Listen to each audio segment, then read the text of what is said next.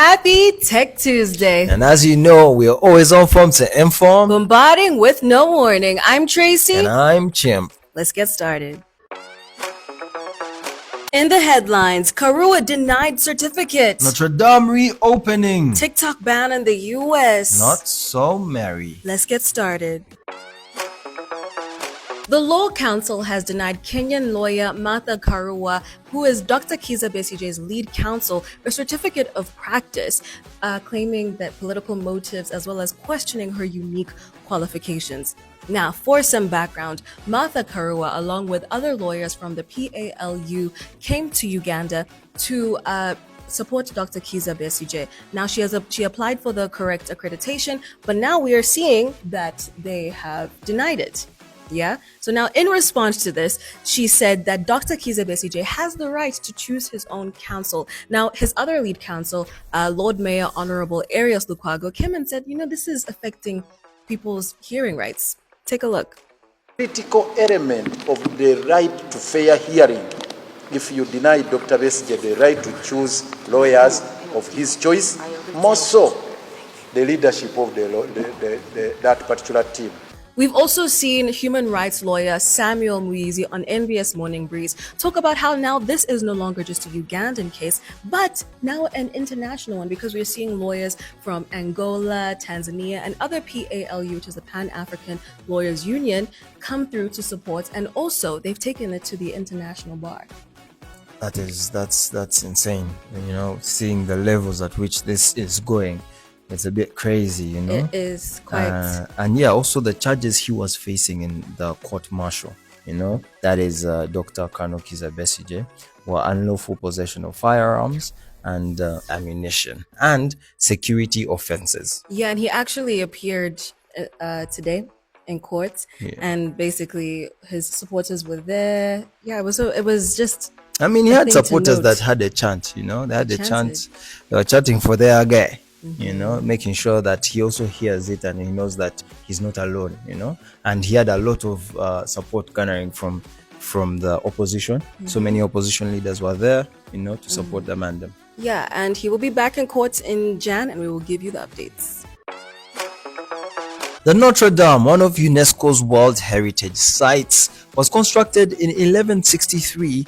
And fast forward to 2019, on the 15th of April, we saw it catch like fire. It was on flames, and this made news around the world, because this is a UNESCO World Heritage Site. That means it preserves a lot of tradition and culture, It had a lot of holy relics in there, that also got burned. Some were saved, right?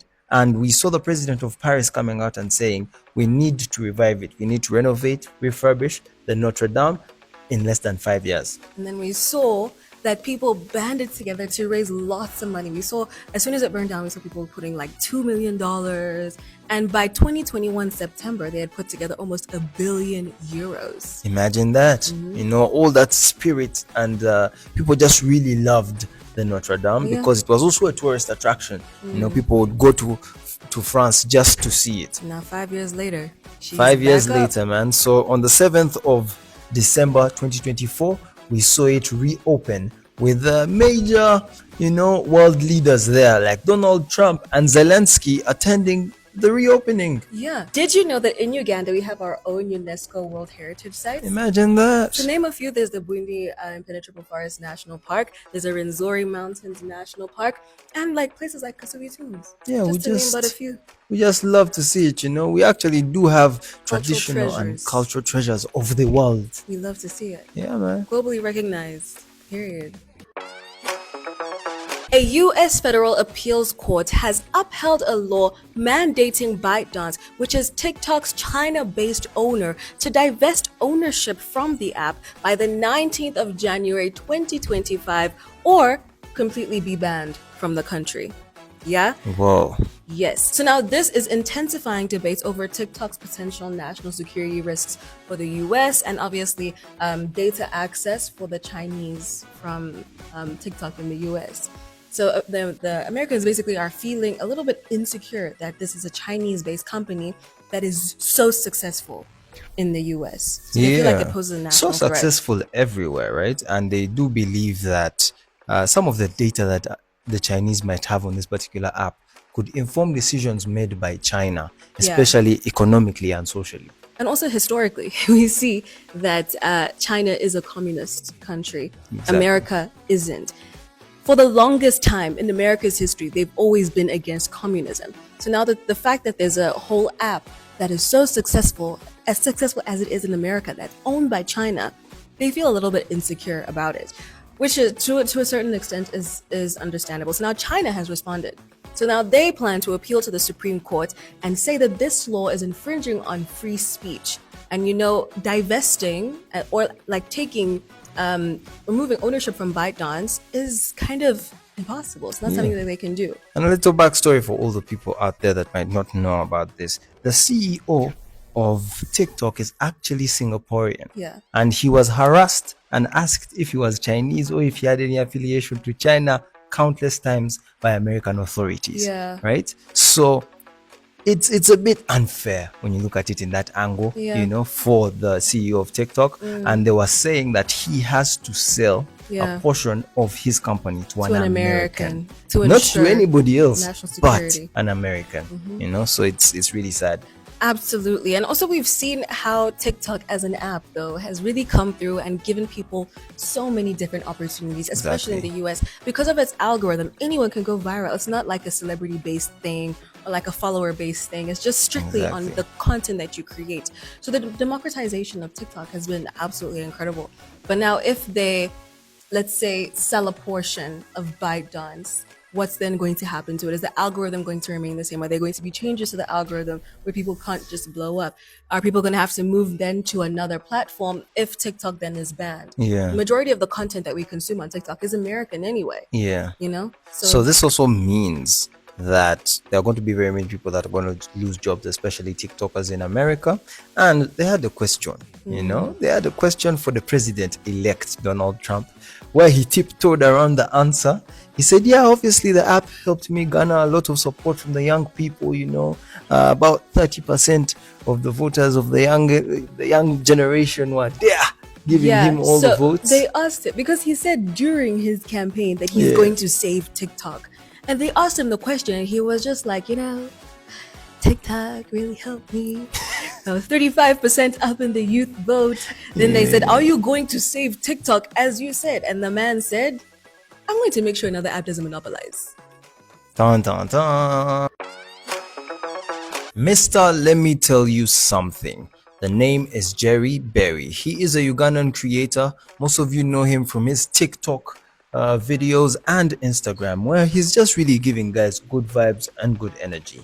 Now, this TikToker was attacked over the weekend, and it's really sad to see that he actually went looking for help from the authorities where he didn't really get any help.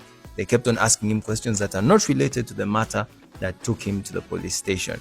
In frustration, he just got his phone and said, maybe this is where the power is at. Maybe if they see my story, they would be able to see it, report it, which is what we are doing, right? And maybe, just maybe, you could save some more people from the same thing that happened to him. So he was attacked around Bugolobi, between Kaga House and around Bandali, Bandali Rise. And he is urging all the people that go in areas like those for enjoyment, while you're, say, parking your car, these same people who pretend to be directing you and taking you to where you can park your car could be the same people that would lure you into something very, very dangerous. And this right here is the bite, and these are the words that he had to say. I posted a video yesterday telling you guys how I was assaulted, robbed, and when I tried to report the matter to the authorities, I was ignored. Well, that's very absurd, but the reason for making this video today is to tell you guys that you guys need to watch out for these guys that pretend like they're trying to guide you on where to park. You get those guys in especially on Bandali Rise, you get, because these are the guys that actually robbed me. I see. So many people are asking, how come you have your phone? How come? My friend, I ran. Those guys managed to beat me up and take some of my cash, you get, but I had to run for my life because one guy was trying to strangle me on this other side. I sing. I don't know if they did not care about the phone. I don't know what, but I somehow managed to live with my phone. They took some money. It was a whole, bad situation. However, you guys need to watch out for guys like that. Especially they could even guide you into a certain corner. I hear park this side, park that side, and you park in a corner where you will not be helped at all. But guys, I think this really just goes to show that it's important for us to be vigilant, especially during this time of year. People are looking to make a quick buck, and they do this by luring you in such ways. So let's just remember to keep vigilant and not to listen to all the people that are supposedly trying to help you, because some people don't come with good intentions. So many people have been unalived for less, especially in the festive season. So guys, please, let's hold each other's hands. Let this message reach everybody out there, and let's enjoy responsibly. Yeah. It's time for the profile. Yeah, and every single day we bring you a champion in society, and Joquiz Clean loves to hold it down. Take it away. Yes, sir. Greetings and blessings. Joquiz Clean here, Elevation Style Champion Style for NBS Plus. This is an exclusive with Joshua Baraka. He had the biggest song out of Uganda last year and this year. Has it been 2 years now? Yeah, bro. How you doing, brother? I'm alright, man. I'm chilling. How you feeling, bro? Good. Welcome back from London town. Thank you, man. Thank you. We're Yeah. out here. Yeah, it was really nice, man. It was a really dope feeling. For a Ugandan champion who, even in Uganda, you're a very new star. Yeah. But, you're already, for a place you put out, it sold out before you got there. Yeah. That definitely shows that, with the research that you guys did and what you think you are, you exactly are that. How did it make you feel? And how did you guys even think of putting up a show in London? Yeah. It was an incredible feeling, man. And I've always wanted to do a show in London. And so when we felt like the time had come and it was the right time to do that, we did exactly that. And the show sold out 2 weeks before, and it was an amazing show, man. It was really nice. The energy was good, the audience was good, everything was really good. Yeah. Niceness, man. Even before we get in the show, the momentum, the build up to the show, we have the Dalila remix. Yeah. We had a show here at the Villa. Yeah.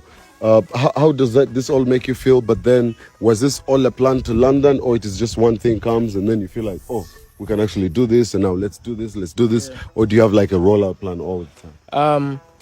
There's mostly there's a rollout plan, but then also a lot of things come along the way that make you feel like some things can come sooner and some maybe can be put a bit further. So it's a combination of both planning and also going with the flow, And yeah, that's what it has been so far.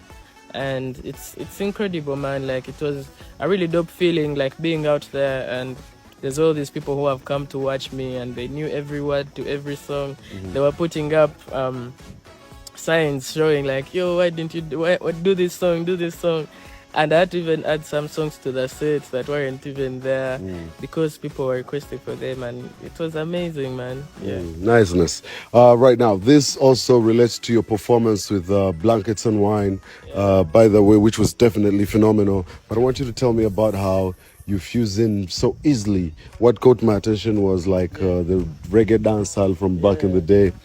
Tell me a little bit about that. Where does it come from, and how do you be like, you know what? I'm going to put this in my performance. Yeah. I definitely grew up listening to a lot of reggae and dancer. And for a lot of people who watch my interviews know that I love Chronics and I love Bob Marley. And I also love a lot of Jamaican music. So sometimes I do it to spice up and just add, to pay homage, and then also to just add vibes to the show, And it's something I love to do because dancehall and reggae, they carry their own type of energy. So just incorporating that in the set is always amazing. And sometimes I'll do even my own songs in like a dancehall version or like a reggae version, because I feel like it adds a bit of depth, and it gives people an experience they wouldn't have experienced if they didn't come for the show. And at the end of the day, I feel like that's what a show is about. Like, you don't want people to get the same stuff they listen to when they get back home. So you're giving them an experience, and that's just some of the things I add sometimes to add to the experience of that.